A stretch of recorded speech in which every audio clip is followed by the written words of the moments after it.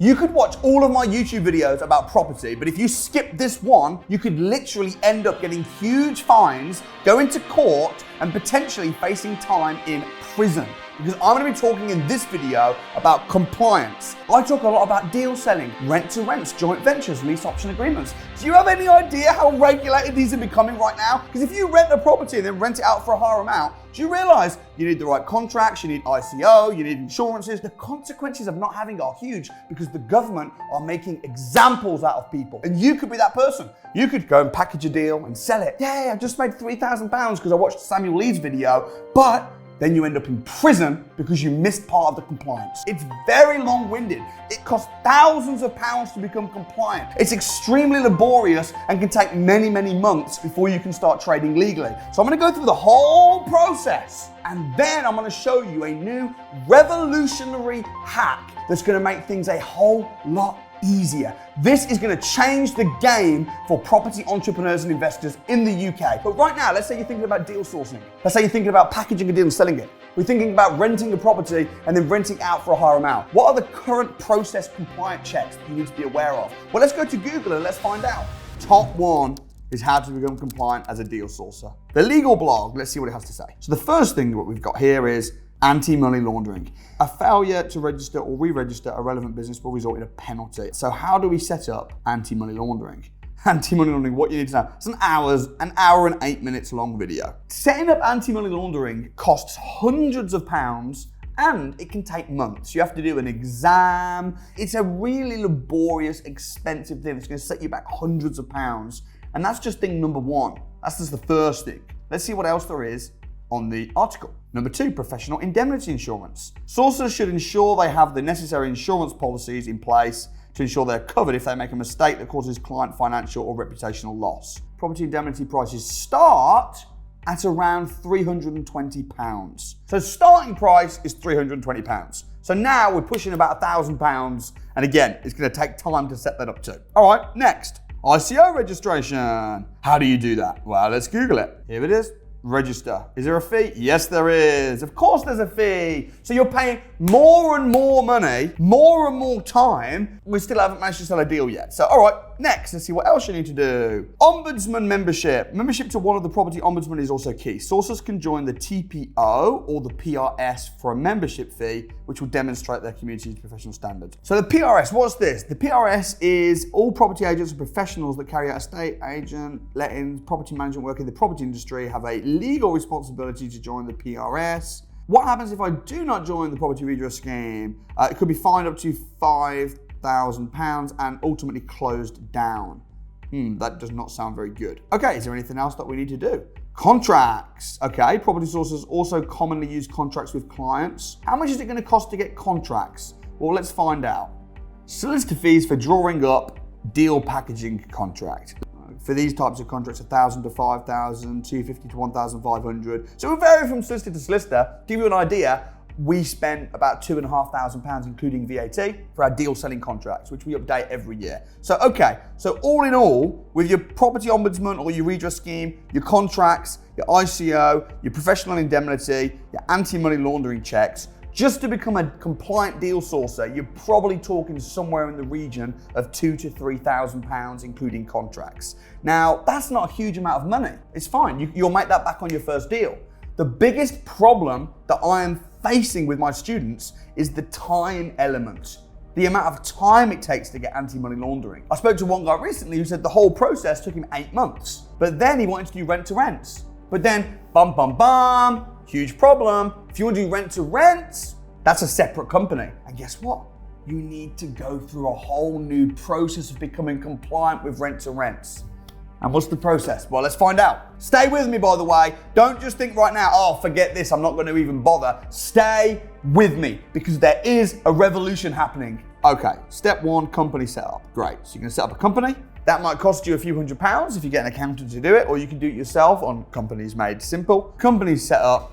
Great. Next, insurance. Public liability insurance as well as professional indemnity insurance. Okay, so that's two lots of insurances setting us back hundreds of pounds on our rent-to-rent business alone. Property redress scheme. You've got to get that again. If you sell a deal and the investor is upset and they want to complain and you can't seem to get a resolution, they will report you to the property redress scheme. The property redress scheme will then investigate the situation, will mediate, and ultimately will basically say who's in the right, who's in the wrong. So it gives you a sense of covering and protection, which is a really good thing.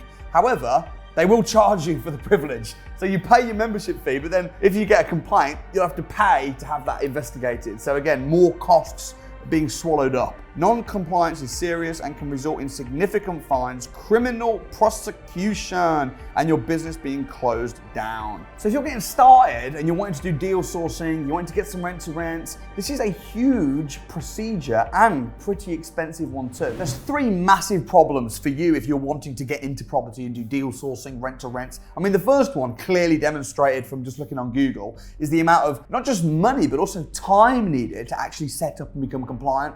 Not only is it going to cost you thousands of pounds, if you think about getting your rent-to-rent compliance, your deal sourcing compliance, your deal sourcing contracts, your rent-to-rent contracts, you're talking the best part of about £4,000. But worse than that is having to wait months and months and months, potentially, to get everything and get your ducks in a row before you can start legally trading. And if you do start trading too early, then you could potentially be fined and prosecuted. So that's the first obvious problem.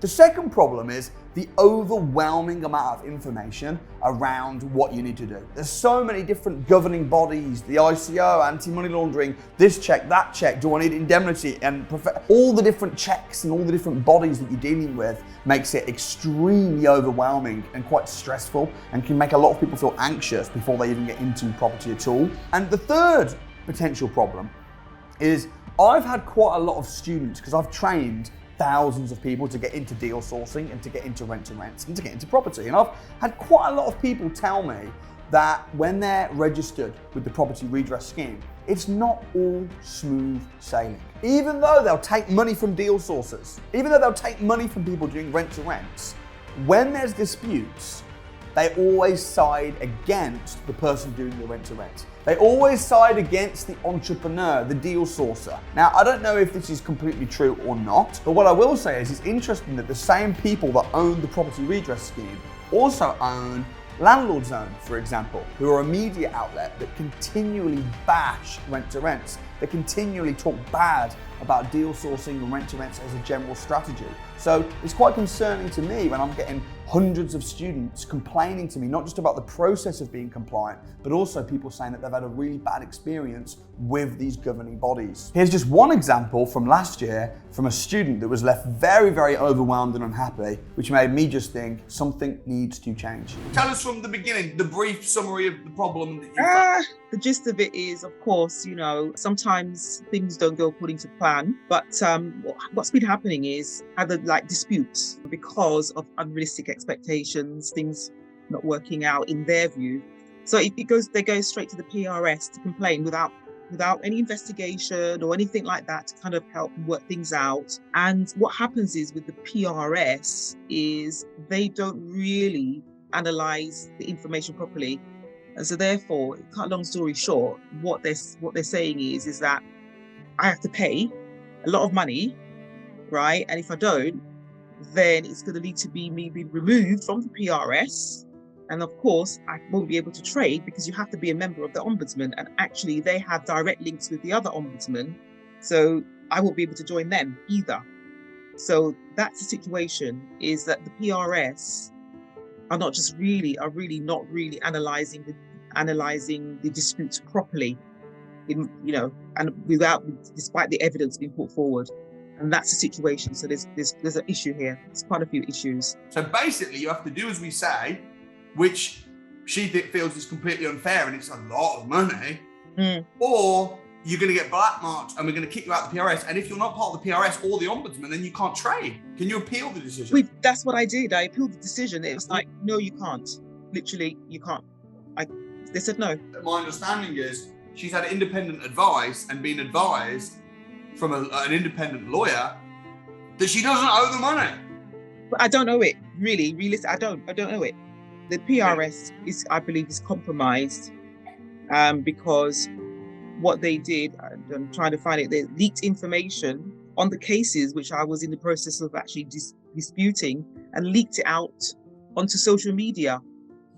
And property tribes. I believe that there's a each connection or relationship with the person who runs property tribes, and she's got a history of having vendettas with people. It's almost like a corruption almost. Yeah, because what it is that they take information from someone who believes that they were wronged. Yes. And just run with it without getting no information on the other side and without the accurate information. And that's what's happened. And so now it's like literally, I've been trolled, basically. So what's the solution to this huge problem? What's the solution to this time, expense, red tape to get into the industry as deal sourcers and doing rent-to-rents and being a property entrepreneur? Well, I have been aware of this problem for years, and I'm very pleased to finally announce that I have launched and set up my very own redress scheme.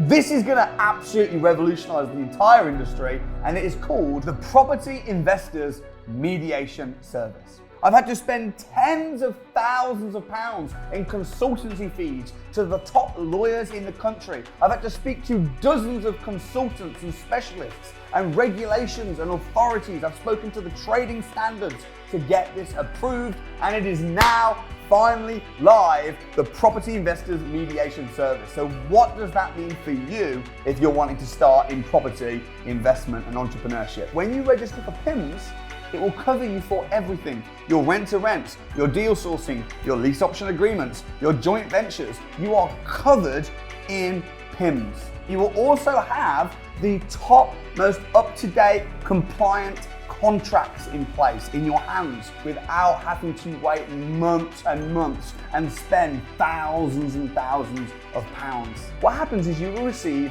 your PIMS registration number. You can put the PIMS logo on your website to show that you are covered by PIMS. And who is the chairman of PIMS? Me. If you have a dispute, let's say you sell a deal to an investor and then the investor says, oh, I want my money back, and there's a dispute there, they will then put in a complaint to PIMS, which saves you in legal costs, which saves you having to go to the small claims court. It will go to PIMS. PIMS will firstly investigate the situation.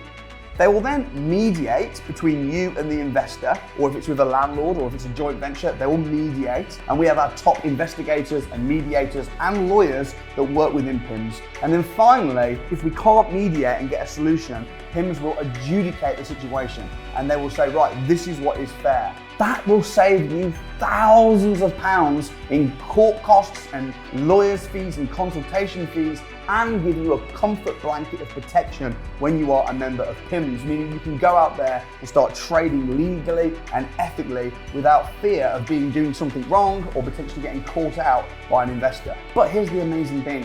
When you are a member of PIMS, you are personally a member, which means that all of your companies, if you've got 2 or 3 different companies, or even 5 or 6, you can have an unlimited amount of companies which will be covered by PIMS in one membership. Now, of course, if you're a letting agent or if you're an estate agent, you will not be covered. You'll still have to be a member of the PRS or the TPO. But if you're doing deal sourcing or rent-to-rents and joint ventures, in the way that we teach, you are completely covered. And the best thing is, sign-up process literally takes 5 minutes. The PIMS website is live. The annual membership fee is $1,995, and that's inclusive of VAT. Now, if you're just a bit interested in deal sourcing, or you're just thinking, I just like watching YouTube videos, you don't have to become a member of PIMS. But if you're actually wanting to go out there and start selling deals, you're wanting to start taking on rent-to-rents, and you want the right contracts in hand, you want to be covered, you want to be compliant, and you want to make sure that you're operating legally,